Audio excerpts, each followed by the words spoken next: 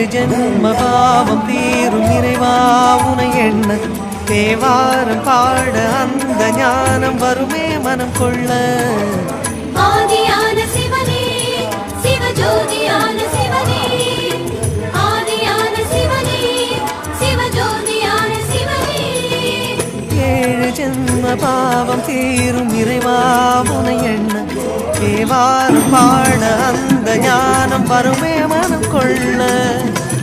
தாழும் நிலை மாறாமல் காப்பவன் நீதானே வாழும் வழி சொல்பவனே வள்ளல் பெருமானே அண்ணாமலையானே அன்பின் பொருள் நீயே அருணாச்சல சிவனே ஆற்றல் வடிவோனே சக்தியின் கலையாய் பக்தியின் நிலையாய் தோன்றும் சுடரோனே. உண்ணாமுலையின்